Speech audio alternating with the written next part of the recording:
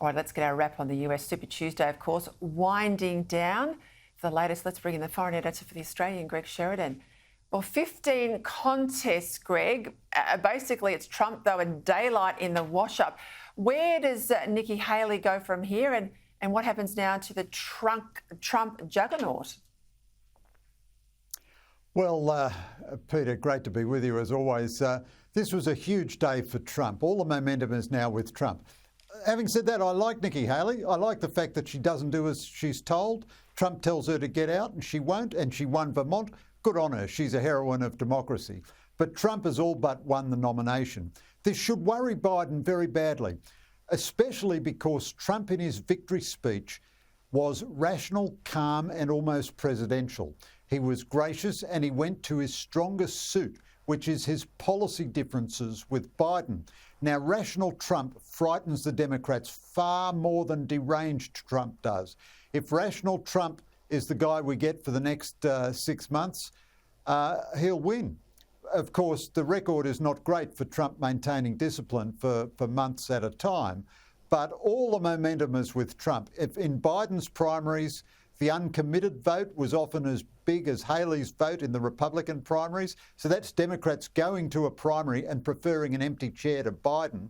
And then Biden's utterly marginal challengers often won 10% of the vote.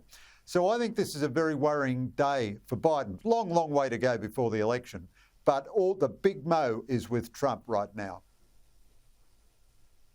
Polls are saying that a couple of recent polls even have got Trump ahead of Biden. But even in the polls where Biden a little bit earlier was ahead of Trump, growing concern about his medical and mental capacity, I guess, to run at it for another 4-year term. Are they going to move on him, do you think? I mean, as Trump gets stronger, and I take your point absolutely, a sober, considered Trump is very effective. Is there going to be a sense of disquiet in the Democratic movement to say, look, you know, we've got to be cruel to be kind here. We've got to take him out and put someone else in? Peter, to be honest with you, I don't think they can take him out, but they might convince him he has to stand down. You know, Biden's a formidable old codger in his way. I mean, he has the Democratic Party under his thumb in the way Trump has the Republican Party. I mean, I wouldn't choose either of them, but Biden is nonetheless potentially in quite a bit of trouble because Trump has, as they say, a very high floor and a very low ceiling of voters. Trump is never going to win 60% of the vote like Ronald Reagan did. He'll win 46% of the vote. He might win 47%. He might even win 48%. And that could win him the presidency, especially if there are third-party candidates.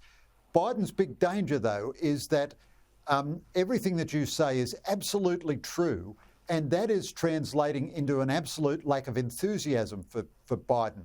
Now, a low turnout must favour Trump. Trump, with his high floor and low ceiling, he benefits from a low turnout. It's hard to see that Biden can generate enthusiasm to get a big turnout the way he did last time by terrifying everyone about Trump. He's so low energy now, I don't think he can even campaign in the way he did last time. Now, Biden is nonetheless a rational actor. If he thinks he's going to lose for sure, he could well switch at the convention to whoever the Democrats think is the best candidate, whether that's Gavin Newsom or Gretchen Whitmer or some other state governor. So he could stand down. I don't think they can blast him out. These two old guys, I tell you what, if you just want it on age difference, you know, they are grey power. There's no doubt about that. They've got their respective parties under their thumbs. Well, another 80-year-old who's making headlines this week, Paul Keating, he came out swinging, saying Anthony Albanese should have fired the ASIO boss Mike Burgess when he took office. And he also had a crack at Penny Wong. What's happening inside Labor here? Because we had all that spy noise last week. We know most of the chatter that you and I heard centred around Labor MPs, not exclusively, but predominantly Labor MPs. And then you've got Keating weighing in, and, you know, what gets under his skin is anything about China. Read it for us, Greg. Well, Peter, Mike Burgess, the head of ASIO, was very carefully non-partisan, and the only guy who's gone to jail over foreign interference was trying to interfere in the politics of the Liberal Party. And we know there are Liberals who've gone on the Chinese, influence circuit, as well as Labor people. So Keating's attack, I don't think, had any basis in partisanship on the behalf of the intelligence agencies.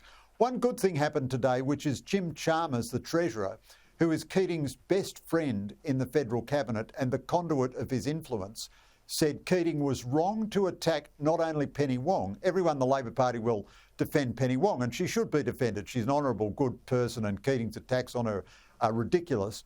But Chalmers also defended Mike Burgess, and he said very clearly and explicitly, Keating is absolutely wrong to attack Burgess, and I think Burgess is a first-class person, and I stand by him 100%. Now, Albanese should have said that, but it's good that Chalmers said it.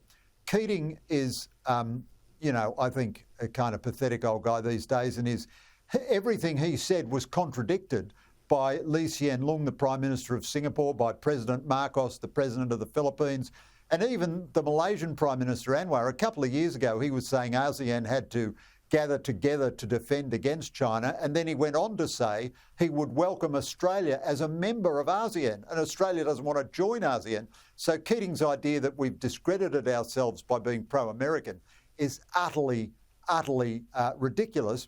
But I'm surprised that Albanese didn't come back and respond properly to Keating himself. They keep trying. Albanese is avoiding the press now. He's had all these pickbacks, but a very marked lack of press conferences out of this. I used to cover ASEAN conferences for a living, and this has got to be the smallest number of press conferences I've ever seen at an ASEAN conference. He didn't respond to Keating, just like he didn't respond to the Chinese attack on our sailors at a previous international summit. And I don't think you win a foreign policy debate by curling into a fetal position and hoping nobody attacks you. And if he smacked Keating around a little bit, everybody would love him. He'd look like a strong, determined Prime Minister, instead of which he allows these bizarre and ridiculous and utterly ill-informed Keating attacks to just roll on. And, it's just that people feel a bit chivalrous about Penny Wong is the only reason that anybody in Labor responds to Keating. Not wrong, Greg, and I think it's becoming a tactic of the Prime Minister. We saw it with him. I didn't answer my phone, or I didn't get a phone call, or I wasn't briefed. Those points you make about the lack of, exposure and transparency in these ASEAN press conferences and questions from the floor. I think it's a real deliberate tactic of his office now to pull him out of the media and hope that they get away with just pretty pictures. I don't think that's sustainable. Parliament will be back, not next week, but the week after. We'll see what happens then. Thank you, as always.